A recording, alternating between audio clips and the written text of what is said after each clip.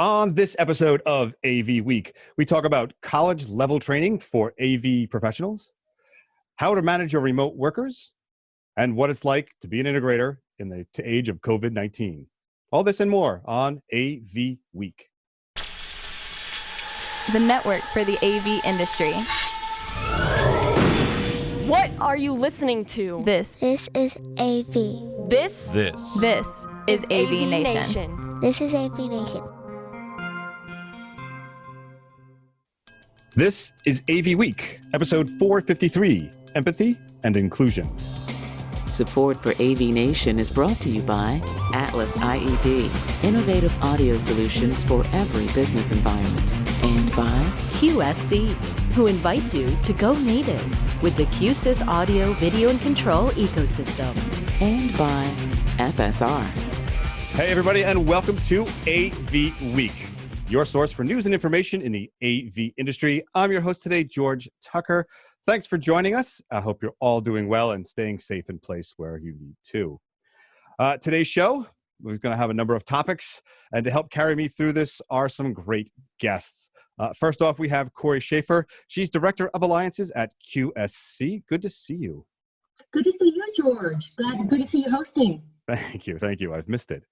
Also joining us is Chris Benchet. I said that right? Yes. Benchet. I'm terrible with names. We'll keep it. He is General Manager at Herman Integrating Services. Good to have you on. Great to be here. Thank you. All right. And also, a much easier name for me, Justin Dawson. He is the host of the podcast, All Things Techie. Great to meet you there. Hi, good to meet you, George, and well done on becoming a presenter and doing this while Tim is off. And I say gallivanting, probably. No, he's involved in business meetings, but okay. That's what we rely on him for. All right, guys. Well, it's been a very interesting time, as I'm sure we've oft repeated on many podcasts and articles about these strange times. But some of this is doing some good for us. There is an article from our friends at AV Network. It is Competing Integrators Work Together to Teach Future Pro AVs, or AV Pros. This is a story, of course, about Jeremy Caldera and Chris Cusick, both teaching at Columbia. I believe I said in Chicago or somewhere. I'm not quite sure about that. Apologies. But they are two integrators from competing companies that grew up next to each other, teaching the next generation of AV pros. So, Corey, I'm going to start with you. We've had some of these discussions before about, well, the gray bearding of the AV industry and how we have a need for a real structured education system to bring people into audiovisual integration and its associated variations, right? So I came from recording, and I know that when they talk about it in here, that a lot of these kids go into it thinking they're going to be the next recording superstar, and they're going to be this guy who works with all the bands. And when you walk in and tell them, hey, there's this world of integration, and you get to get your hands on the gear every day, maybe sometimes too much, they really do have a change of heart. Like, wow, I'm not going to be making people coffee unless I'm going to have it too. And I get to actually do a day's work. So first of all, I'm going to ask you, do you think that there's really a need for this kind of college level training when we have a VIXA and CEDIA, or what are those other institutions missing that this is going to give us a benefit of? So 100% there's the need for it. You know, one of the things that our industry has been talking about for as long as I can remember is how do we get younger people into the industry? We have to start younger and younger. You can't wait for a VIXA or one of our trade publications, because that's when you're aware of the industry. I mean, I'm sure, Justin, Chris, you can speak to this too, that, when I tell people, like my neighbors, what I do for a living, they always think, residential immediately. They're not even aware that there's even this vertical. And so having this taught earlier is just so critical for us to change the demographics of the industry. And on that story, I looked, and there were actually a couple of women in that photo as well, which was nice to see. And there just are not enough universities, and there are not enough classes being taught at the high school level either about the audiovisual industry, but it needs to be. I know at UNLV, they teach a course. Full Sail University in Florida, they teach, but just so many people are not aware. And, a lot of people, George, want to be the quote rock star or tour on band or whatever. And those are fine jobs and definitely needed. But when you are a person that wants to actually have your evenings free, be home with your family, you know, in the evening and actually have a day job, the AV industry is perfect. And for these two guys who are competitors to actually do this and to teach is kind of brilliant on their part as well, because they're able to actually kind of teach and learn potentially their new workforce, right? Because I know when I read the article, Jeremy commented about a couple of people he's hired from courses that he's taught. So pretty cool.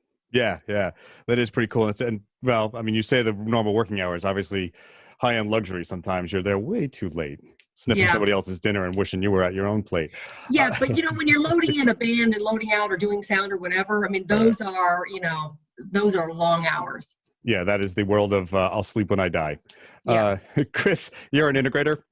One, I'm going to ask you, do you see value in someone having, say, a college degree or at least certification in this? And do you think that there's a chance that the classes that Jeremy and Chris are teaching will be more relevant to cutting edge technology or less, say, than the AVIXs and CDs of the world? Well, you know, I definitely agree that having some sort of certifications, whether or not it's an actual college degree or not, is necessary.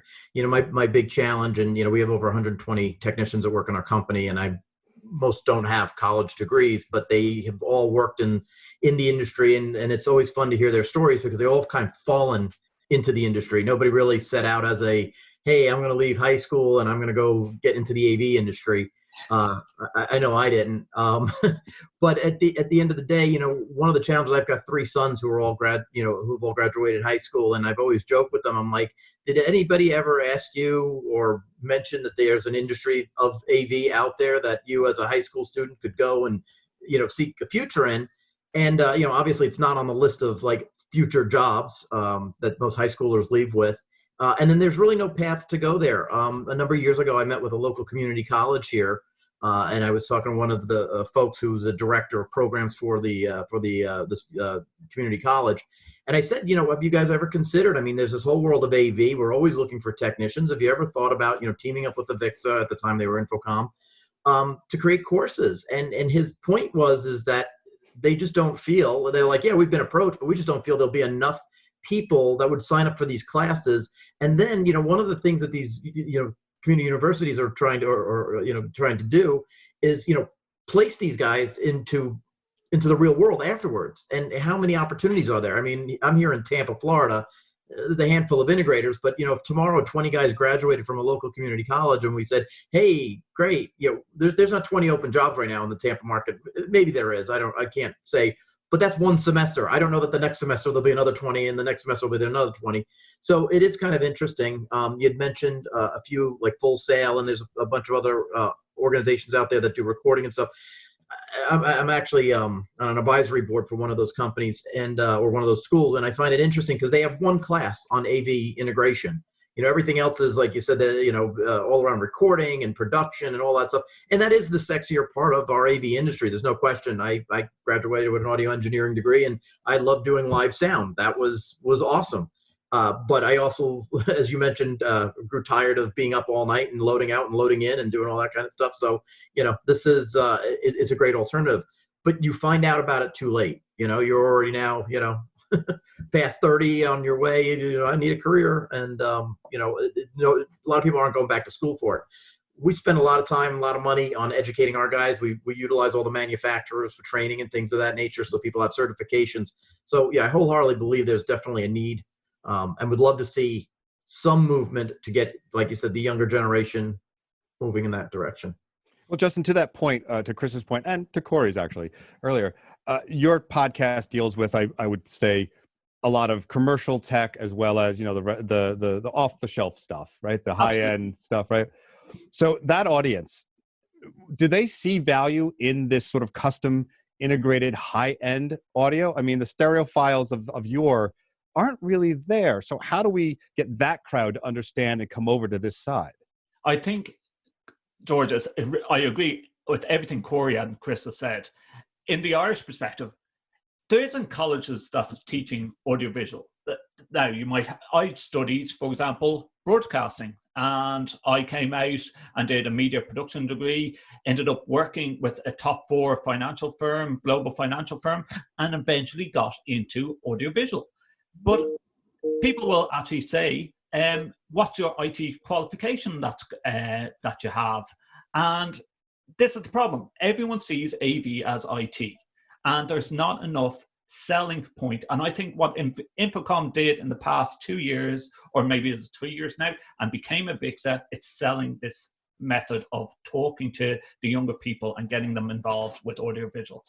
I think what these two guys have done and doing in Colombia, it's so essential. I've had this conversation, and I've nearly had this conversation for half a day with Chuck Espinoza from Avixa, saying there has to be more selling points and more colleges getting involved, and even Avixa approaching universities and getting these programs on the ground. And Chris, you talked about like the youth of teenagers and work experience. Like I know one person over in America, in California, that is doing a lot of this and pushing it hard because he's in charge, and that is Joe Way. He will get young people into a higher ed environment and go, here you go, pull cable.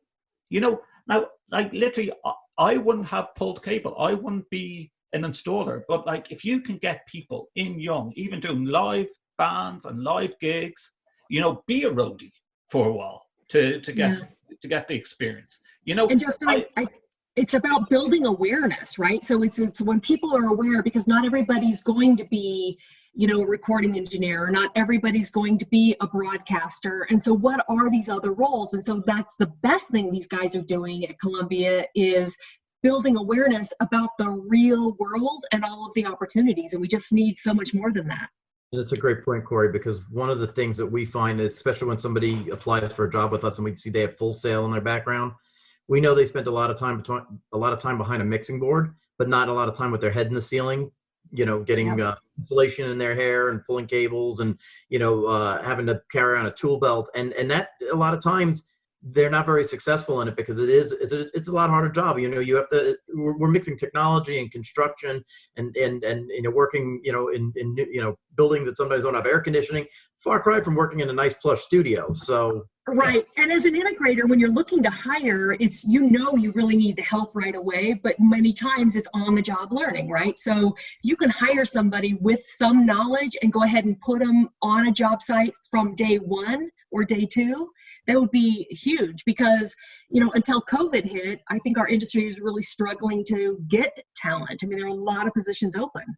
Yeah, we we put a program together last year, and we wanted to do it this year, but now with the COVID situation, we'll have to wait to 2021. But we did what we called a homegrown program, where we go out and we use a lot of independent contractors sometimes to help along in our jobs. And every now and then we find a really good person who wants to learn the AV industry. Maybe they came from structured cabling, or they came from some other construction trade. So we made all of our regional guys find and identify one of these individuals. And then we hired them, and then we made that region basically raise that technician. So if there was 10 techs in the Dallas market, they had to do that. So what we did is we said, we put all these metrics around it, and we said, after 6 months, whichever one of these techs achieved the most as far as training and doing all the right things, me and the rest of the management team would fly to that city and throw a nice party at a very expensive restaurant. I can tell you that dinner was the best $5,000 I ever spent, because we ended up with 9 really great technicians who were been with us for a full year. But we took the onus of the training away from us as from a corporate level and put it back into the field. And we had a little fun around it, and it really worked out quite well. There's things I think that organizations have to do also, but I will tell you, none of these guys that we hired were, they weren't kids out of school. They were all individuals looking for careers. So it's, I think. Go ahead, Justin. I apologize. Yeah, I'll just throw in that I think both Avixa, CEDIA, hopefully Columbus will go a little younger. They're missing their boat here, guys. We need to go to really, when I say young, teenagers that are doing work experience, coming out and going, what do I want to do in university? What do I want to do in college? Because here in Ireland, we have when teenagers are 16 years of age, we have a transition year period between our younger state exams, our junior cert, and our senior state exams, which be known as our leaving cert. And through that year, it's trying to find out and discover yourself of what you want to do in a workplace. I think a lot more AV companies should be taking on these people, letting them experience. Like I can say, I didn't want to sit in a classroom all day long and learn maths and history and geography. I wasn't that type of kid. I wanted to play with tech. Now, when I came out of my leaving cert, I thought, oh, right, I want to be the next radio presenter. Okay, I'm doing podcasting now. But then it took me years to realize, hold on a minute, no, I like tech. I like dealing with tech. And to your point, we all learn differently. You didn't want to sit in a classroom and learn. You want to actually learn by doing, right? So we all learn differently. Exactly. And I think that's where there's so much more room to get AV companies involved with high schools saying, hold on a minute, we can show you this. If they even just did a class during these transition year subjects, and then just get it rolling on, hopefully. Yeah, that's where I think there's room. And hopefully, with everything changing with COVID-19, I think there's room to start some of these online courses for youth and see what they're interested in. And the proof is in the pudding. If you see a lot of people coming onto online webinars who are young, they're going to have an interest in it. Well, it's funny because you actually, when we clashed there in the speech, that's the question I was going to ask. Should we be looking at before college, high school, and should it be like a shop class?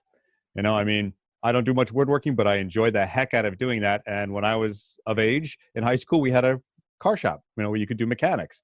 Yeah. I still know how to fix parts of my car, which is quite enjoyable. So that part of it might be sort of a gateway to showing them that there's an alternative career. It's great.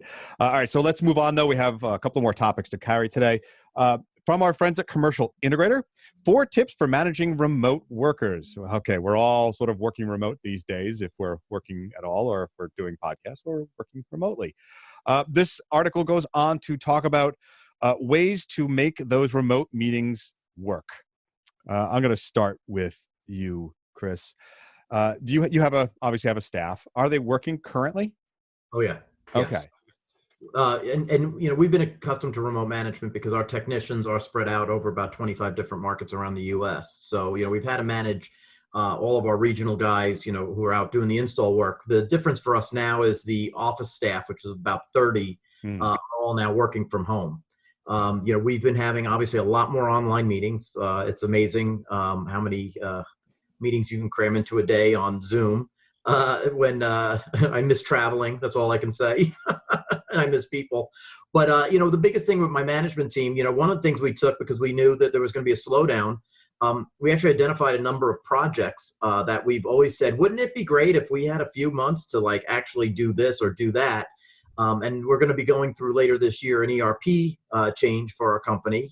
So we put together a task force to pretty much outline our processes from, A to Z, so that when we're going to go and implement into a new ERP system, we've already got it documented out.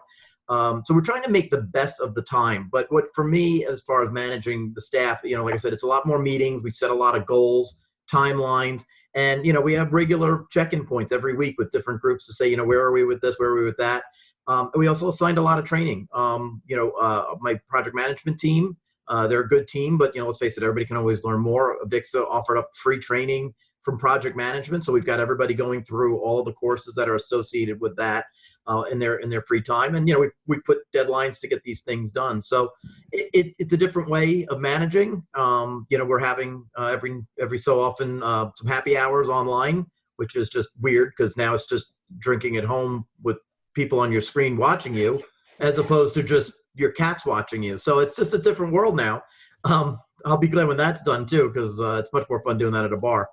But yeah, that's what I have the opinion that this is going to be the new normal, meaning a lot of companies are understanding that their employees can still be productive by working at home. Not everybody has to come through an office. So I think, anywhere we can gain tips on how to manage people remotely is going to be very important and will serve us well moving forward, because yes, we will come back to an office for sure, but I think not everybody will, or it's going to be a bit of a hybrid. And so A couple things on there that I totally agree with remote working was the advice to turn on video, because so many people don't want to do that and they're all concerned. And, come on, it's just, it's our one way to try to add a little bit more to our human connection, because like you, Chris, I never thought I would miss business travel, but I do. I miss the human connection. So I think these tips are great for the time of COVID, but they're going to serve us well into the future as well. Well, Court, to that end, within your structure, are you finding daily meetings or weekly meetings? What's working best for you guys? Do you touch base every day with staff? How does that process for you? So within my immediate team, we touch base twice a week, and always with video on. And we've always had that formal meeting scheduled on Monday anyway to kind of set the tone for the week. But now we're finding, now that we're all remote, that we're touching base officially twice a week, and then we have a lot of adjunct meetings as well. And I gotta tell you, for QSC, we've kind of been hybrid because we have had a lot of remote workers. Actually, I was one of them, and I felt like as a company, we're learning a newfound empathy for our remote workers, because we have so many people coming into the office, and honestly, if you're out of sight, you're out of mind. It was that way, and I think this is going to really change the whole company's perspective about upping communication, because you have to just up communication for sure, because you think that somebody knows something or they were invited to a meeting, they weren't, and again, it's not intentional. It's just that, I didn't see you in the hallway, so I forgot you even worked here. Yeah, it's sort of akin to the email where you have to over-explain so no one reads it in the terse sort of way that we all read emails. Like, that was very terse. No, it wasn't. It was just written word. Justin, we have to learn how to use, now this is out of the scope of the article, but we've had a lot of people how to learn how to be on camera, as Corey said, because, not just the foibles of I'm not dressed, or somebody in the background, or the spouse who didn't realize your office door was open and was doing something, akin to the financial guy who had his kid crawling in there with the nanny that day, right? So do you think that that learning curve is going to be there? Do you think that people will get accustomed to that, or do we think that they're just going to go back to, who cares? I think the key word that people have to learn, both public sector, private sector, they have to learn compassion. This is a global crisis. People are dying. Who cares what I look like when I turn on my camera? Who cares if I'm wearing a hoodie right now instead of a shirt? People are all in lockdown, guys. People are dying. Yeah, number one, yes, if we are doing a video call, I want to see the other person on the other side, right? And, every laptop now everyone has the ability to have a video call, whether it be on your mobile phone, or whether it be on your tablet, or whether we're using a PC or laptop, we have the ability for both camera, and it might be a crappy audio on your laptop, but you still can do it. So this is the new norm. I agree with Corey that I think it changes business a bit. You started out with empathy, Justin, and you're dead on. But also, who cares if you see the spouse in the background, or the cat, or the kid, right? It gives us this new, hey, they're a real person. It changes your business relationship to the positive, frankly. Corey, I've been supporting calls in the past week for my university, and I've had my 4-month-old baby on my lap. I might have my microphone muted, but they're seeing my 4-month-old baby and me holding a bottle in her mouth, because this is normal. We haven't got childcare because we can't have childcare. The creches are closed. The schools are closed. I've done a couple of podcasts in the past week or two, and I've told the guys, if you have kids running in, I want that type of environment. I want that bit of fun. Let's have a bit of fun while doing the podcast. You mentioned that it's going to be a hybrid approach when this all ends. I think that's the key thing. It has to be a hybrid. Usually I travel an hour's commute into the university each way, and that's on public transport. I'm up at 7 o'clock in the morning, at least, with a toddler and a 4-month-old baby. I'm more productive at home, So this approach that you have to travel in to university and sit in my own office on campus versus I can do 95% of the work at home. Yes, okay, right. When we go back to the university, there's going to be students there. There's going to be faculty there that's going to need my support. Fine. But there has to be a level playing field. Right, because the amount of time we're in transit to and from, just makes for a longer day. I'm in Southern California, and, the traffic is horrific, so we have many employees at QSC that spend more than 2 hours commuting one way. That's 4 hours out of their day. Yeah, and I can relate. Like, there's sometimes that if I hit the rush hour traffic, I would be in the similar situation. And because I'm going into Dublin city centre and through Dublin city centre, I could travel the other direction and I'd be on the west coast of Ireland in the same amount of time. It's crazy. Yeah. I like that the idea of the empathy and understanding where we're coming from. And I wonder if that's going to be a change in the business dynamic generally, not just the audiovisual world, but because we're used to seeing each other, in rough and ready because of what we're doing and where we are certain times and how long we've worked and how many days we've been without sleep. But do you overall, Corey, do you think that this will be a change? Like, will remote work become more common? Are we at a stage where bosses who were stalwart against remote working saying that job possibly can't be done remotely now go, well, yeah, I can?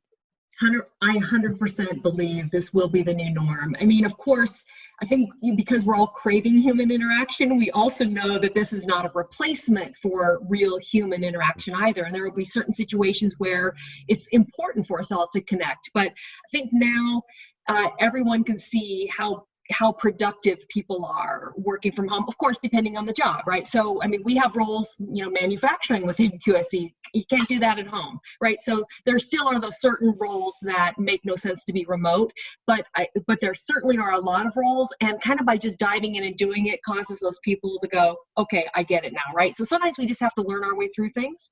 And I think our industry is doing that. Cool. And Chris, you mentioned that you had a bunch of people working remotely from the administration side. Do you foresee having some of them spend 80% of their time working remotely, or will you be really eager to have them in the office again? I'm old school. I do like being in the office. I like seeing my folks. I like, every morning I make my rounds around the office, just checking in with people, see how they're doing. I've always been that kind of leader, so I enjoy that side of it. It would be very challenging to try to call everybody on Teams all day long and being like, hey, how you doing? And what are things going on? And things of that nature. But, we actually started about 2 years ago because at the speed we were growing, we actually ran out of space in our headquarters. So we started moving certain positions to work from home, like inside sales and some other groups like that. And, I can see down the road that, there will be people that could spend more of their time, working remotely and just having certain people that are, part of the office. I think as a society, we had been moving that way because a lot more people were doing, telework, and we know that there's companies that were specializing that. This, I think, is just going to accelerate that. And as Corey said, like the new norm, it's been interesting. We're the AV industry, and like so few people were using video, and it like blows my mind. I'm like, folks, I mean, I've been using video since, Skype first came out. I was like, this is the greatest thing ever because I hate talking on the phone. Since I was a little kid, I was like, hey, my mom would be like, go talk to your grandmother. I'm like, I hate talking on the phone. Here I am 50 years old and I'm still like, I hate talking on the phone. But video, I love it. You can see people, you can interact, but I don't want it to be the only way I communicate. Chris, do you think on integration, we're going to see more end users spend time on those all hands spaces and divisible rooms and training rooms and less huddle and small rooms? Yeah, it's interesting you say that. I've actually had over the last 2 weeks a lot of great conversations with some consultants, with some integrators, talking about what is the new AV world going to look like, because there is going to be a bit of a change. And obviously, Zoom went from having, what was it, 50,000 calls to 50 million calls a day. It's amazing how quickly this technology just exploded. I see schools really investing more in the distance learning area now that this has occurred. Actually, you could do it more that way. The hotel world may get more involved with doing that type of stuff. I think there's going to be a lot of things that you're going to see changing in the rental and staging markets and even organizations. Maybe getting away from huddle rooms and having smaller meeting rooms, but still being able to bring in people and creating more of an environment where you can get everybody tied together. So it's going to be interesting. There's no question. All right, guys. Well, we've hit the maximum time for this episode of AV Week. I want to thank everyone for joining us today, especially Corey Schaefer, Director of Alliances at QSC. Thanks so much. Where can people find out more about you and QSC? Well, thanks for having me. And you can find us at qsc.com, corey.schaefer@qsc.com. You can find me on the Twitters, and you can find me on LinkedIn under Corey Schaefer. Cool. And also, of course, Chris Bianchet, General Manager, Herman. I got one right and I couldn't get the other one right. Herman Integration Services. Marbles in my mouth. Sir, thank you so much for joining us and some great insight. Yes, no, thank you. To find out more. Yeah, so it was a pleasure being on today, and I'm going to have to figure out a easier name for the company and easier name for myself. It's obviously a challenge. But yeah, you can find us at www.herman-is.com. That'll take you to our webpage. Yeah, I'm on LinkedIn, Facebook, Instagram, wherever you want to find Chris Bianchi, I'm there. Okay, thank you again, sir. And of course, last but not least, Justin Dawson. He is the host of the All Things Techie podcast. Great to meet you, sir. Where can they find out more about all that? I'm on Twitter at Justin or Dawson. I'm also on LinkedIn. You can find out about the podcast at www.allthingstech.ie for all things techie. Thanks a million. Cool. Thank you so much, guys. Well, for all the production staff and the folks here at AVNation, I want to thank you for watching with us. Please do check out our sponsors. They do a lot of effort to keep the lights on here, and I'm sure they would appreciate hearing from all of you, our underwriters and sponsors. That's AVNation.tv, AVNation.tv for this show, and a host of others on the verticals in the AV market. Again, thanks for watching, and we'll speak to you all very soon.